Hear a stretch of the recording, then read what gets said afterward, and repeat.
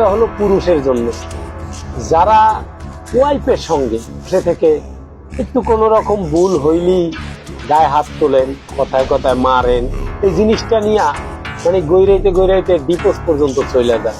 তাদের জন্য এই ভিডিওটা কাজে লাগে। এখন আবার আমার এলাকার লোকে এই ভিডিওটা যখনই দেখবে তখন আমার মা বোনদেরকে দেখাবে যে তোর ভাই যে সাজেশন দেয়, তো সেও তো এক সময় রাজা ছিল বউ পিডানে, এলাকার কোনো নেতা খাতা কাউকে মানে নাই। আমি অস্বীকার করার ভিতরে নাই।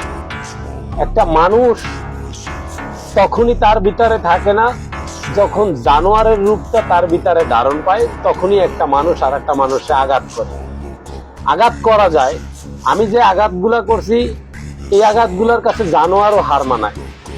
আমার চাইয়া বউ কেউ বাংলাদেশে বেশি মারছে কিনা সেটা আমার জানা নাই। আমি মনে করি আমি ফার্স্ট গোল্ডেন এ প্লাস পাইছি।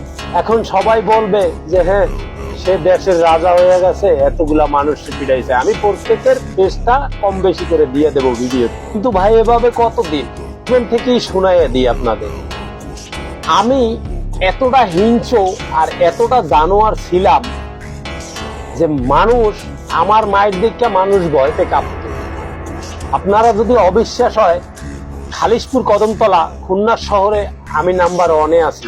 ওই এলাকায় গিয়া আমার কাউকে পরিচয় দিতে হয় না, শুধু আমার নাম দুলবেন পুরা নাম। বড় বোন আমারে কইতো তোর জন্য মুখ দেখাইতে পারি না, আমার মা আমারে কইতো যে আজকে যদি তোর একটা বোনাই তোর বোন রে এভাবে করতো তাহলে তুই কি করতি, তাও কানে নিতাম না।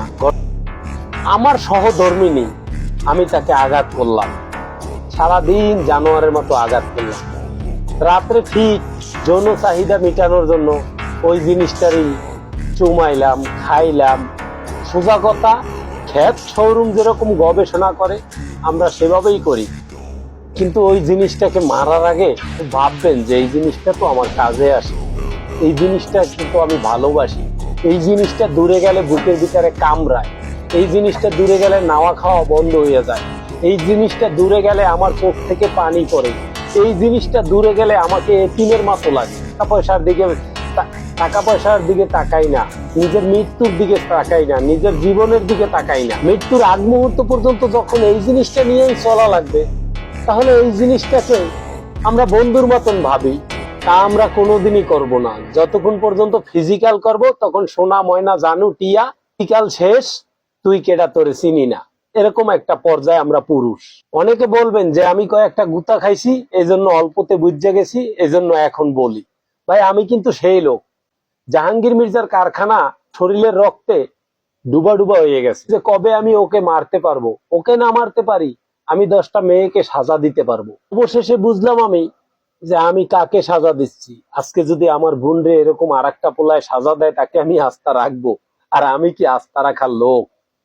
আমার বোন আমার কাছে, আমার বোনাই যদি মারে সেটা যদি আমার কাছে কষ্ট লাগে, আমি যখন আমার ওয়াইফকে মারবো তারও তো ভাই থাকে, তারও তো কষ্ট লাগে।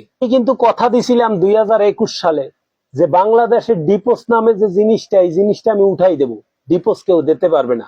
আর অলরেডি এখন আমাদের সরকার যে অবস্থায় আছে, ডিপোজ দিতে গেলে মেয়েদেরও বিপদ আছে, ছেলেদেরও বিপদ আছে। এই জিনিসগুলা করতে চান, যদি আপনাদের কাছে টাকা পয়সা, তাহলে আমার কাছে আসবেন।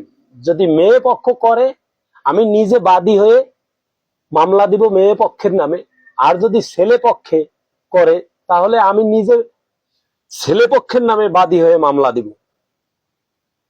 1 টাকাও লাগবে না, যেখানে যা লাগে আমার নাম্বার সবার কাছে আছে, সোশ্যাল মিডিয়ায় দেওয়া আছে, আমার গ্রামীণ নাম্বারটা সোশ্যাল মিডিয়ায় দেওয়া। সবাই আমাকে ফোন দিয়ে যোগাযোগ করবেন। ফোন দেওয়ার আগে ভেবে নিবেন আমি কিন্তু মারও না বাফেরও না, আমার কাছে লিগ্যাল বিচার যেটা ওইটাই লিগ্যাল।